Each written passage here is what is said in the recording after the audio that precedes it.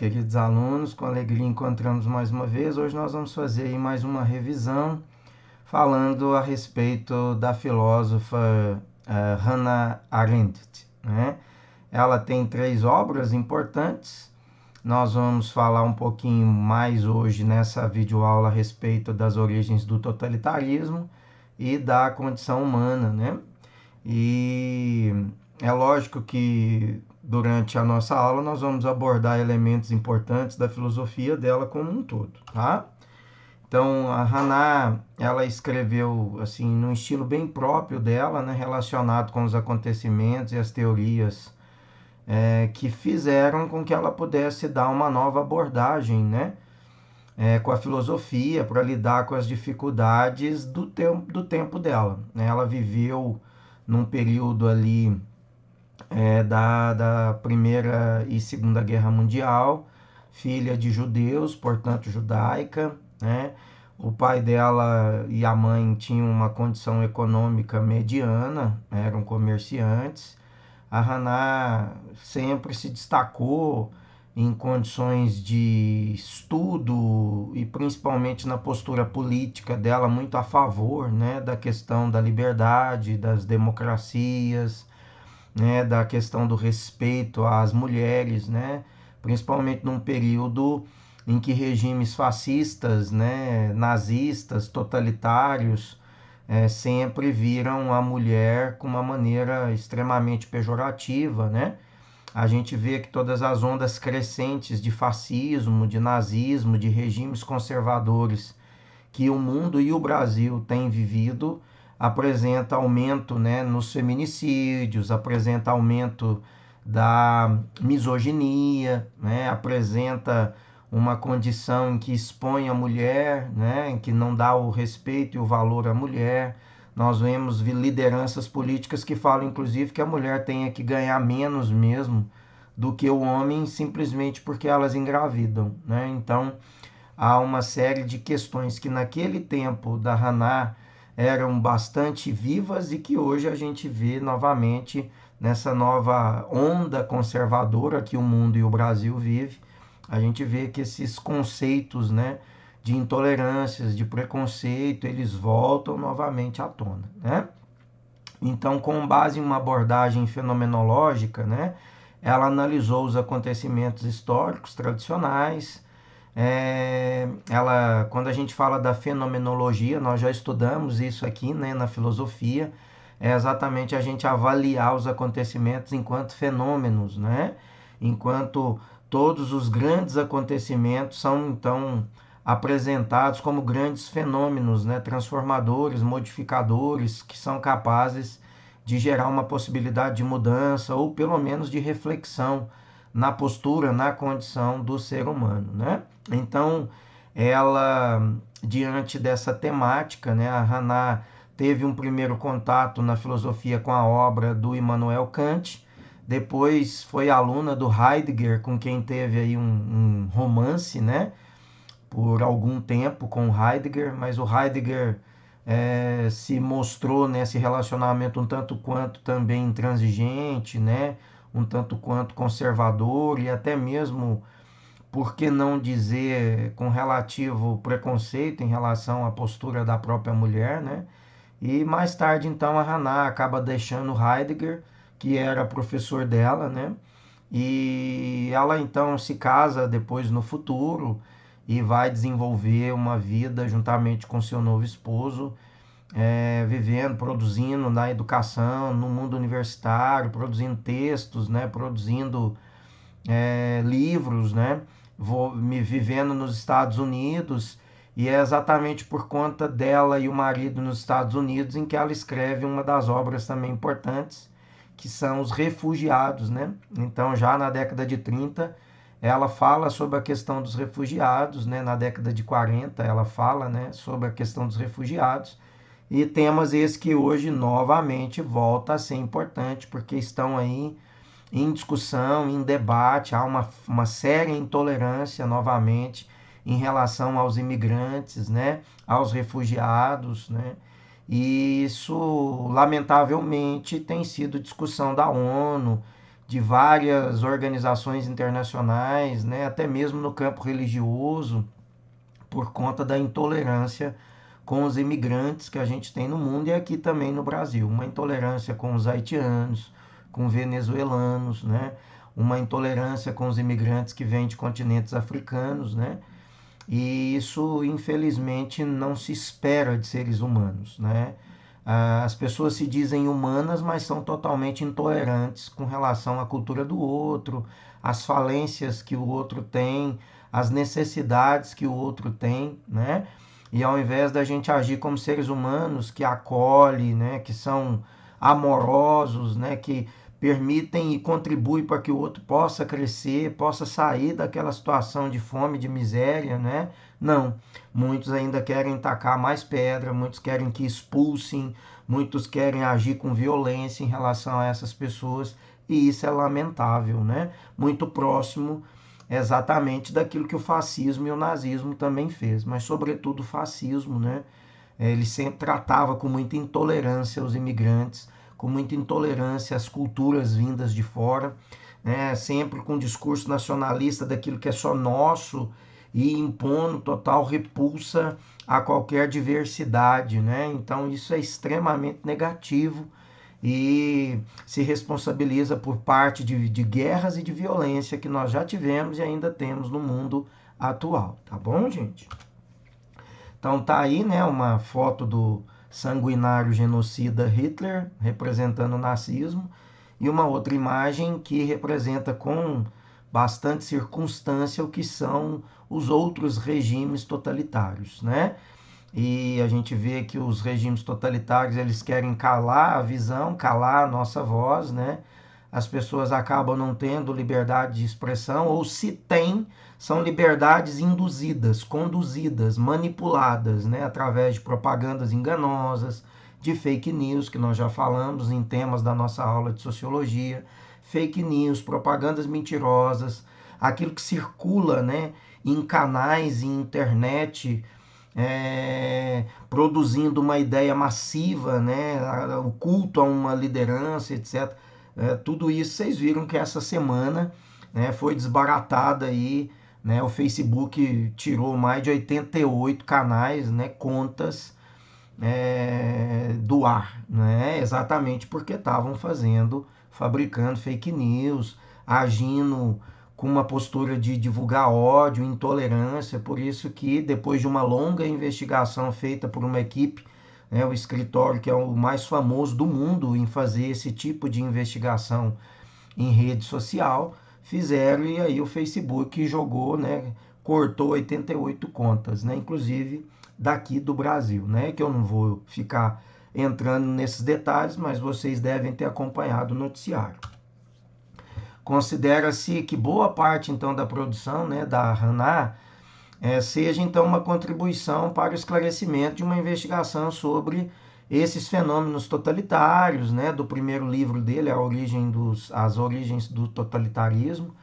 Embora certas condições, né, já estivessem presentes em momentos históricos anteriores, a Haná vai apontar que esses regimes totalitários eles implantaram então uma opressão política, né, sem igual, o terror, né, é a essência dos regimes totalitários, a intolerância, o uso da violência, né, a perseguição daquele que pensa diferente, né, a tentativa de calar a voz daquele que pensa diferente dos fascistas, dos nazistas, dos regimes totalitários, né, que é importante a gente destacar, né, que todo regime totalitário, seja de extrema esquerda, seja de extrema direita, ele cala a voz, né?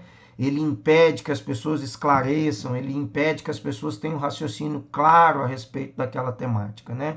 Eles induzem um pensamento, esse pensamento é reproduzido pelos seguidores, né? Como se fossem verdades, né? E qualquer tentativa de calar esse tipo de disseminação de ódio, de mentira, de propaganda enganosa, da construção midiática, né, de um símbolo e tal, são veemente perseguidos por aqueles que idolatram no regime e essas lideranças, né? Então, um estado de dominação total, né, retira dos indivíduos o que os torna humanos, né? e controla o espaço público, inviabilizando a atitude genuinamente política, né? Então, a política ela existe para o debate, para o diálogo. As oposições na política são salutares, porque faz a gente crescer, faz a gente amadurecer, faz a gente exercitar aquilo que o Platão lá na Grécia Antiga já falava da dialética, confronto de ideias.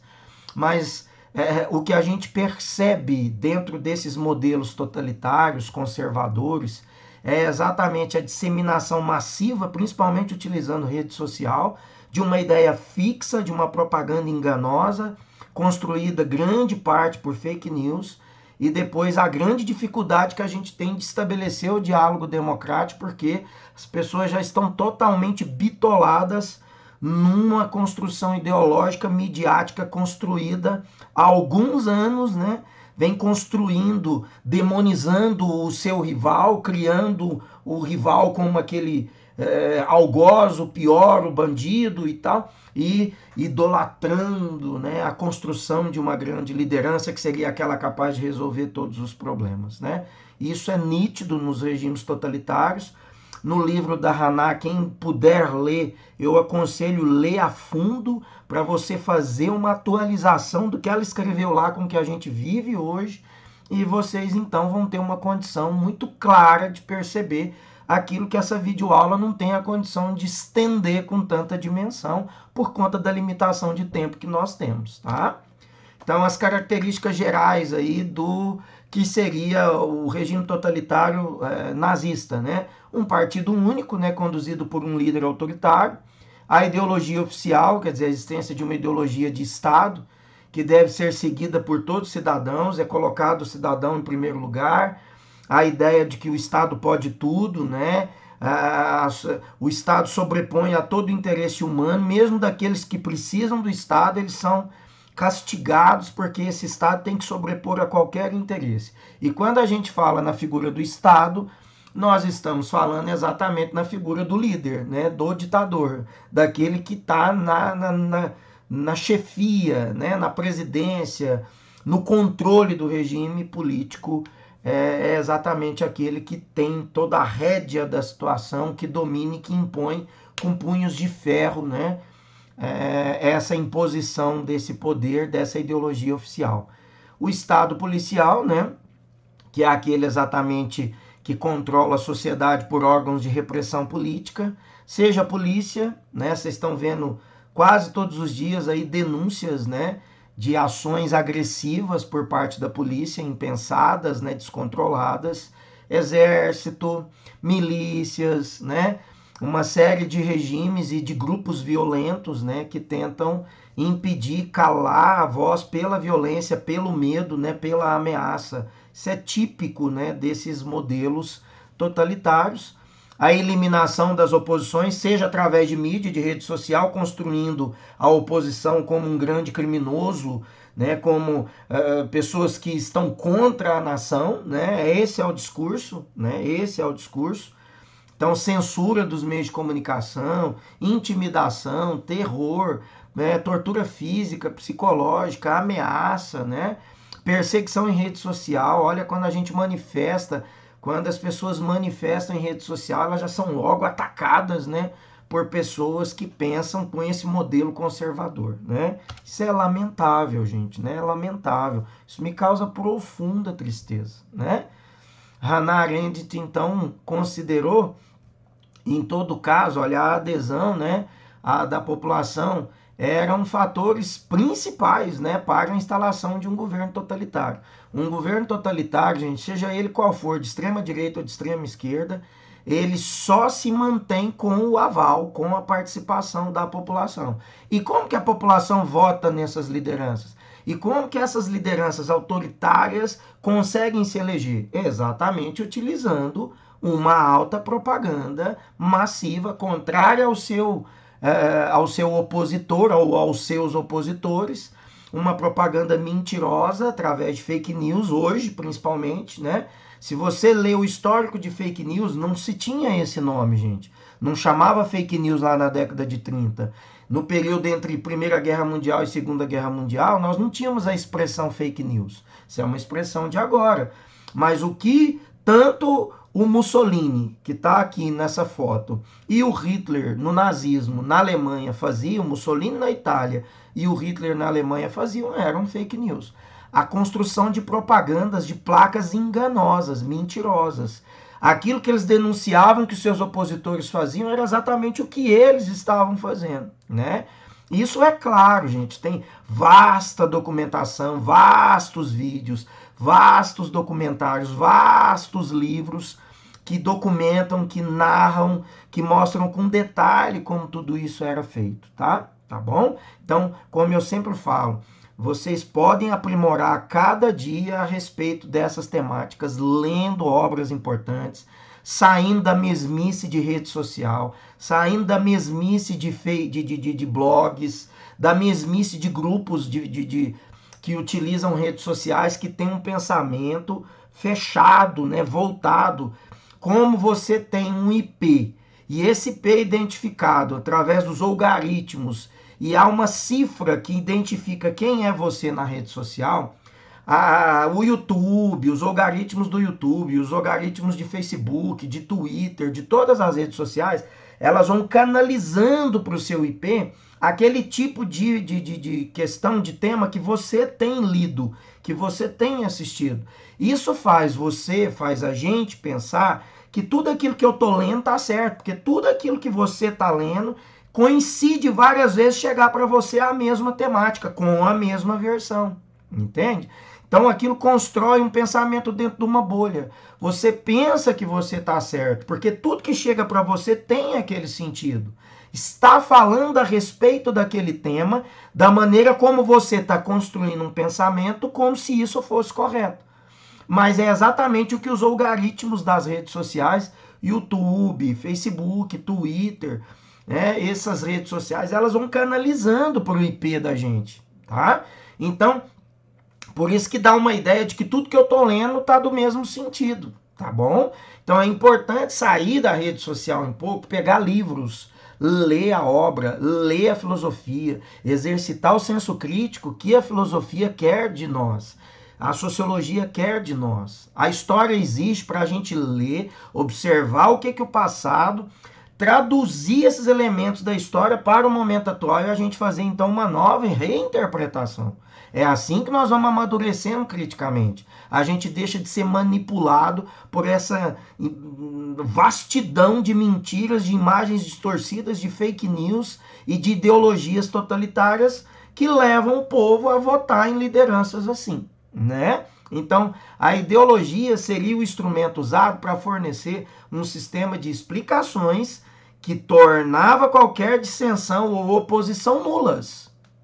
Isso é um trecho que está no livro da Hannah Arendt, tá? Não sou eu que estou dizendo, tá? Eu estou apenas explicando a obra para vocês, tá bom, gente? Olha, tá ali, tá claro, a Hannah já na década de 30 apontava como que essas propagandas, elas distorciam, elas levavam a população a ter uma visão de que aquilo era certo, de que aquilo era a saída, principalmente com relação a cultos a essas lideranças, gente, tá?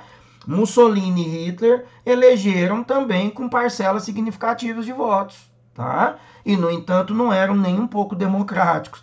E, no entanto, não estavam nem um pouco preocupados com o discurso, com o debate, com o crescimento intelectual das suas populações, né? Não investiram propriamente na autonomia das pessoas. Pelo contrário, queriam pessoas cada vez mais embutidas num pensamento único totalitário que pudesse garantir a eles a permanência perpétua no poder, né? Que é o que todo regime totalitário quer, né?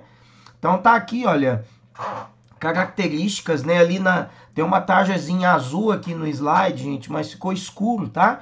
Mas são as características desses regimes totalitários, né? Desse fascismo, nazismo, né?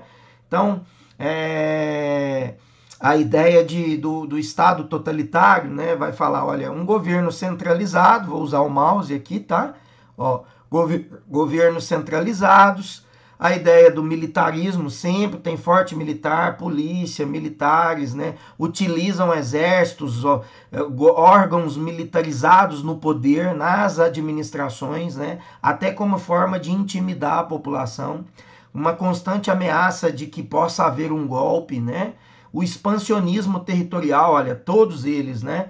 Invadiam e expandiam o território, né? Queriam conquistas de novas áreas. Isso é o que o Hitler fez, isso é o que o Salazar fez em Portugal, isso é o que o Mussolini fez na Itália, né? Isso é o que a gente vê em regimes, né, totalitários, conservadores, violentos, né? Mesmo os de extrema esquerda, né, gente? Como é o caso do Stalin. Aqui eu já disse isso para vocês uma outra ocasião, tá? Mas olha, gente, não confundam os regimes de extrema esquerda, como foi o do Stalin na Rússia, com comunismo, tá? A figura do conceito de comunismo, gente, o conceito de comunismo não prevê a presença do Estado. Eu já disse isso para vocês. Se tem o nome de comunismo, mas plantaram de forma errada o nome comunismo para um regime de extrema esquerda, tá? O comunismo, como ele pensou, como ele foi criado, como ele foi desenvolvido filosoficamente, cientificamente, historicamente, não prevê a figura do Estado. O comunismo marxista, o comunismo do Engels, né? Não prevê a figura do Estado, tá? Portanto, nenhum modelo comunista, nenhuma ditadura comunista que se tem é modelo marxista, tá, gente? Não confundam isso, tá bom? Usaram o nome de comunismo, mas isso não é na origem do termo o que seja comunismo. Por quê? Porque comunismo não prevê a figura do Estado. Vocês estão vendo que aqui tem que ter um governo centralizado? Ó, você está vendo que o nome é Estado totalitário? Então, tá? No comunismo não tem a figura do Estado. No socialismo tem, né? No socialismo tem a figura do Estado. Aí a liderança tem, o Estado é que domina. No comunismo não tem Estado. Quem que governaria? Ligas operárias ou populares, tá? Então não tem Estado, não tem exército, não tem figura de um líder, não, nada disso, tá bom? Então não confundam. Comunismo que se usa hoje para dizer que é modelo de extrema esquerda não é comunismo, tá? Não é de acordo com a origem do termo, tá bom, gente? Então não esqueçam disso, por favor, tá? Então os regimes de extrema, né, conservadores, seja de extrema direita ou de extrema esquerda, são militarizados, o governo é centralizado, o Estado é totalitário, quer dizer, total. O expansionismo, né, territorial, né, unipartidarismo, um partido só, ele é antiliberal, ele é anticomunista, tá vendo? Anticomunista, né? Por que que o Hitler cresceu? Por que que o Mussolini cresceu? Exatamente porque eles falavam que iam combater o comunismo, tá bom? Então tá vendo que uma coisa não tem a ver com a outra, tá? Nacionalismo extremado, que é o fato de ficar, né, estabelecendo extremismos, né, na fala, extremismos nesse nacionalismo, falar que o país é só seu, é só de um grupo, querer mandar o refugiado, não querer que ninguém entre, falar que não pode dividir com quem pensa diferente da liderança, isso é nacionalismo extremado, né? A ideia de que tem uma cultura que é superior, de que tem uma raça que é superior, isso tudo é um nacionalismo extremado, é diferente de patriotismo, tá? Patriotismo é você gostar do seu país, é cultivar os símbolos nacionais. Nacionalismo não, é diferente, tá bom? O nacionalismo ele tem uma pecha conservadora, ele quer o modelo político só para um grupo, ele acha que tem uma cultura que é superior, que tem uma raça que é superior, que somente alguns têm o direito de usufruir dos bens políticos, né, desse país. A repulsa a grupos de exclusão, a repulsa a quem é refugiado, a quem tem uma outra cultura, isso é puro nacionalismo. Tá? É por isso que a gente tem tantas revoltas no Oriente Médio, é por isso que a gente tem muitas guerras, é por isso que a ocupação e a divisão da África antes da Primeira Guerra Mundial, gente, gerou a Primeira Guerra Mundial, por conta desse nacionalismo extremado, tá?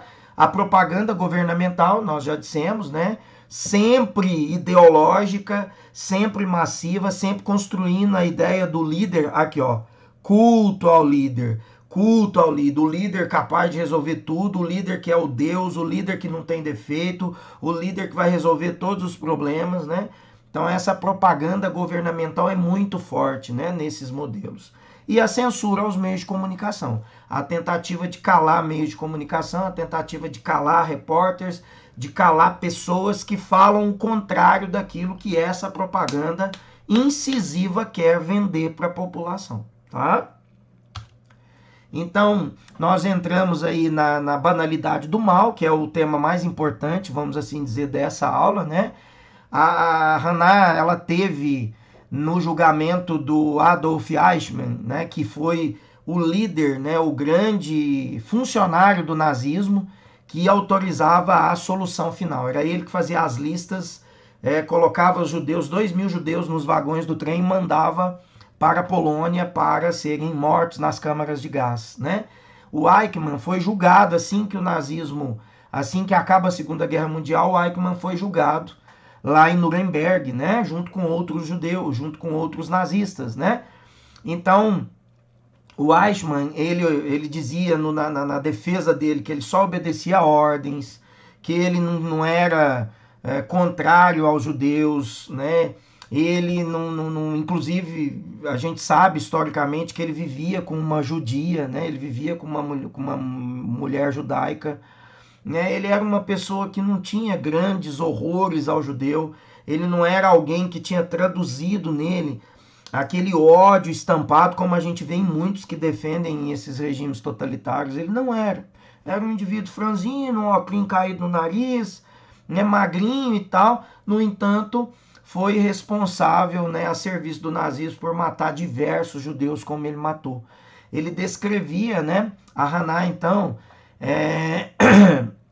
vai dizer na obra dela, né, na Banalidade do Mal, já que ela participou do julgamento do Eichmann, ela falava que ele descrevia horror pelo sangue, né, que não se importava com as mortes, né, o mal banal, passou a ser banal o mal para ele. Por quê? Porque era rotineiro, era burocrático, era normal, né? Por quê? Porque era o trabalho dele, só estava fazendo o meu trabalho. Era assim que dizia o Eichmann. E a gente tem hoje gente também reproduzindo violência, e fala, não, só estava fazendo meu trabalho, só estava cumprindo ordens, né? Mesmo quando você viola a vida, mesmo quando você violenta, mesmo quando você mata, mesmo quando você tortura, e muita gente ainda fala que só estava cumprindo ordens, né? Essa é a banalidade do mal que a Hannah vai apontar no livro dela, né? Então, o dever moral, né? A Hannah, como era estudiosa do Kant, ela fazia, ele falava que o Eichmann fazia isso como um dever moral dele, porque ele estava só cumprindo ordens, né? Então, ele usava aí, né, os clichês, as frases prontas, né? O medo de pensar sozinho. Olha a leitura, né, da realidade atual. Familiarização com esses discursos de intolerância. Ela disse isso lá. Olha como que isso está hoje real, né, gente? Olha como que isso está atual hoje também. Quer dizer, uma familiarização, se familiarizar com discurso de intolerância, com discurso de ódio, com discurso de perseguir minorias, um discurso de intolerância com mulher, com homossexual, com negro, né, com cigano, com judeu, com venezuelano, com haitiano, né? Está muito atual, né, gente? Então essas teorias da prosperidade, né? A ideia de que os nazistas, né, sobretudo, e o próprio judeu, né, que tem muito essa teoria da prosperidade, né? Então a ideia de que o Eichmann, em nome da prosperidade, de fazer aquele serviço para que ele pudesse melhorar a vida dele, ele acabou também se submetendo a isso, né? Em nome dessa prosperidade. Em nome dessa prosperidade um tanto quanto cega, de não perceber que ele estava matando milhares, centenas de milhares de pessoas, já que ele era o responsável pela solução final no nazismo, né? Que era matar os judeus nas câmaras de gás, né? Então, o que vem a ser essa banalidade do mal da Hannah? É pensar, né? Fazer a gente pensar a respeito dessa questão, como que o mal hoje está banalizado. O mal hoje passou a ser normal, natural. a violência, o uso da arma de fogo, a violência, o falar que mata os outros, falar que quebra os outros, falar que elimina os outros. O diálogo deixou de existir, né? O opositor político tem que ser eliminado a qualquer custo, né? E aí a gente vê mortes de pessoas, mortes de políticos, mortes de lideranças populares, mortes de mulheres, né? Que estão nessa causa lutando contra esses modelos, né? Vão sendo eliminados porque representam perigo para esses regimes conservadores, né? Então, fazer o bem é difícil, gente. O ser humano tem que ter consciência dos seus atos, né? Essa é a ideia que a Haná termina ali a obra dela falando dessa banalização e como que essa banalização está levando a violências graves no mundo e a ideia do ser humano fazer essa autorreflexão para despertar a sua autoconsciência, tá? Então tem aqui um relato, eu não vou ler ele todo, tá? Vou pegar só um relato aqui do que ela fala no livro dela, né, sobre a banalidade do mal. Olha, o problema com Eichmann era exatamente que muitos eram como ele, e muitos não eram nem pervertidos, nem sádicos, mas eram e ainda são terríveis e assustadoramente normais. Do ponto de vista das nossas instituições, dos nossos padrões morais de julgamento, essa normalidade era muito mais apavorante do que todas as atrocidades judaicas, né, juntas, as atrocidades nazistas juntas, né, pois implicava que, como foi dito, né, insistentemente em Nuremberg, pelos acusados e seus advogados, esse era um tipo novo de criminoso, efetivamente hostil, né, hostis generis humani, né, hostil à questão humana, né, que comete seus crimes em circunstâncias que tornam praticamente impossível para se saber ou sentir que está agindo de modo errado. Quer dizer, é o que ela está analisando o Eichmann, que fez tudo aquilo e falou, não, eu só estava cumprindo ordem, não, eu só era um funcionário, não, não tem ódio de ninguém, eu só era um funcionário do nazismo. Entende? Então ele banalizou o mal, ele se instrumentalizou. Em nome desse pensamento dele, ele matou centenas de milhares de judeus nas câmeras de gás, porque era ele que fazia as listas e organizava os judeus para serem mortos, né? E aí nós temos a outra obra, que é A Condição Humana. A Haná fala, com palavras e atos nos inserimos no mundo humano, realizando um segundo nascimento, no qual confirmamos e assumimos o fato original e singular do nosso aparecimento físico, né? Então, ó, frase bonita, né?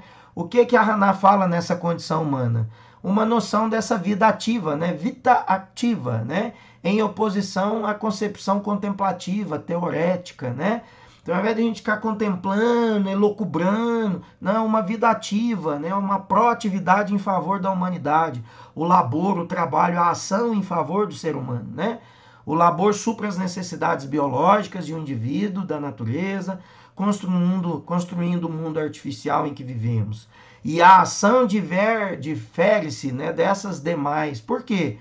Porque não depende de qualquer meio, ou seja, a ação é livre, é um fim em si mesma, a ação é que constrói a mudança, né?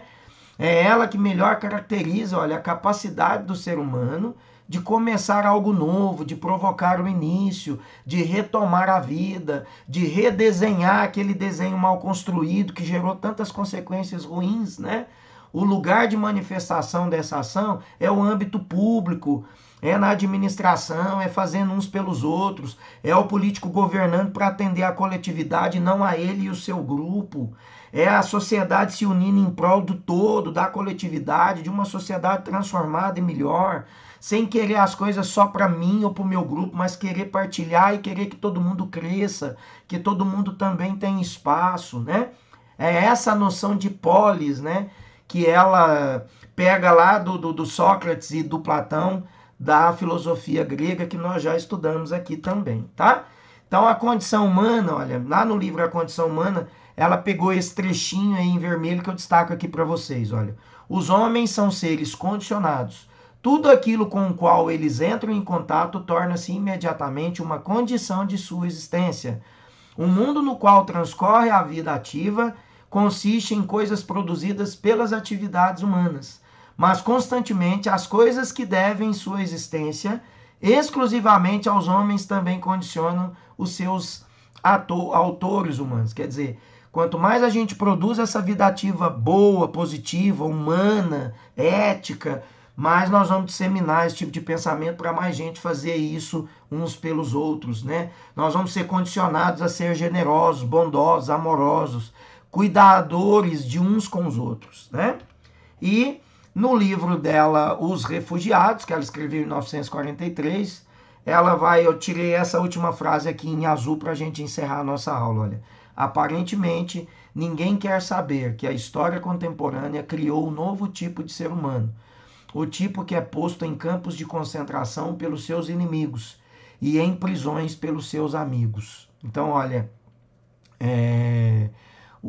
a Hannah, quando ela fala nessa frase, ela está dizendo que o refugiado, ela está fugindo do medo, ela está fugindo da perseguição, ela está fugindo da guerra. A própria Hannah, quando foi com o marido para os Estados Unidos, ela foi fugindo da perseguição aos judeus. Ela foi perseguida, a família dela foi perseguida, né? Então ela foi para os Estados Unidos para não ser morta, né? Para não ser pega pelos os nazistas, né?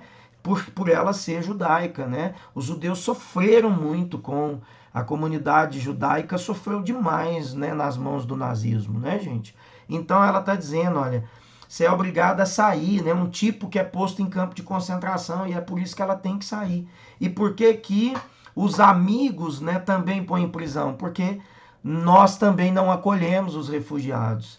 A extrema dificuldade que ela passou quando foi para os Estados Unidos de ser acolhida e de sobreviver, assim como tantos outros refugiados também não são acolhidos nos países em que estão, né? Eles não foram para lá porque quiseram propriamente, mas porque precisaram para não morrer. Foram para salvar suas vidas e a vida de suas famílias, né? Muitos estão separados das suas famílias e ainda assim encontra tanto, mas tanto preconceito, né? Quando estão num país aqui como no Brasil, encontram preconceito de pessoas que não querem que eles venham, que não querem recebê-los, que são intolerantes com eles, né? Eu tenho aqui em Uberaba um amigo, né? Refugiado, tenho um grande carinho por ele, né? Ele se chama Suleiman, inclusive trabalha no Gabarito de Uberaba. É um amor de pessoa, é importante a gente ver como que ele conta a história dele ter vindo, né, da África, exatamente por conta da guerra ali no Sudão, que está matando muita gente. Então o refugiado, ele foge para não morrer, né? E ele, quando chega num país em que ele é aceito como refugiado, ele também acaba sofrendo uma prisão dos amigos. Por quê? Porque não querem que eles circulam, porque não querem que eles trabalhem, porque não querem a integração deles, porque na grande maioria das vezes tem pessoas que são contra a estada deles naquele determinado país, tá? Essa é a reflexão que a Hannah faz na obra dela, Os Refugiados, falando dela mesma e do seu marido, tá bom, gente? Eu espero que essa aula seja importante, é uma revisão do conteúdo, né? Que vocês gostem dela, que vocês possam nutrir aí algumas reflexões que não fique só na prova e nos exercícios, mas que ela possa surtir efeito também para as reflexões críticas da nossa própria vida enquanto seres humanos que nós somos, tá bom? Um grande abraço, até a próxima videoaula.